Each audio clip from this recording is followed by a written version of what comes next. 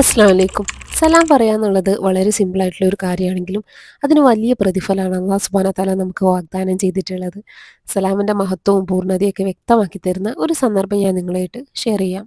ഒരിക്കൽ നബി സല്ലല്ലാഹു അലൈഹി വസല്ലമയുടെ അടുത്ത് ഒരാൾ വന്നിട്ട് പറഞ്ഞു അസ്സലാമു അലൈക്കും എന്ന്.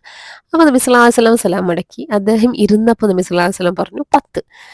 പിന്നെ മറ്റൊരാൾ വന്ന് പറഞ്ഞു അസ്സലാമു അലൈക്കും വറഹ്മത്തുള്ളാഹ്. അപ്പോൾ നബി സല്ലല്ലാഹു അലൈഹി വസല്ലം സലാം മടക്കി. അദ്ദേഹം ഇരുന്നപ്പോൾ പറഞ്ഞു 20.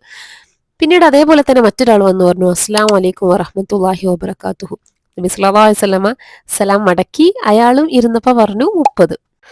ഇവിടെ 10, 20, 30 എന്നീ അക്കങ്ങളിലൂടെയൊക്കെയാണ് റസൂൽ സല്ലല്ലാഹു അലൈഹി വസല്ലമ ഓരോ സലാമിന്റെ രൂപങ്ങളുടെയും പ്രതിഫലത്തിനെ സൂചിപ്പിക്കുന്നത്.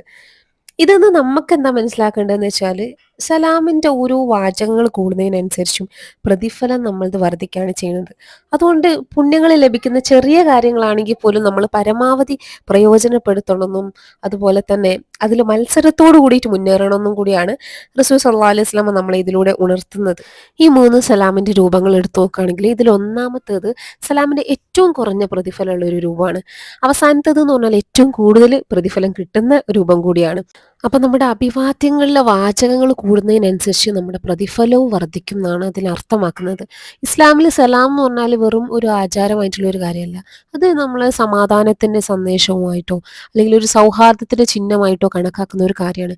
അതിൽ നമ്മുടെ സ്നേഹ സൗഹൃദ ബന്ധങ്ങളൊക്കെ ശക്തമാക്കുന്നതിനുള്ള ഒരു മാധ്യമം കൂടിയാണ് സലാം എന്ന് പറയുക. വിശുദ്ധ ഖുർആനിൽ അല്ലാഹു സുബ്ഹാനഹു വ തആല പറയുന്നു, നിങ്ങൾ ആരെങ്കിലും അഭിവാദ്യം ചെയ്താൽ നിങ്ങൾ അതിലും നല്ല രൂപത്തിൽ പ്രത്യാഭിവാദ്യം ചെയ്യുക, അല്ലെങ്കിൽ അவ்விதമെങ്കിലും തിരിച്ചു നൽകുക. അള്ളാഹു എല്ലാ കാര്യങ്ങളുടെയും കണക്ക് കൃത്യമായി നോക്കുന്നവനാണെന്ന്.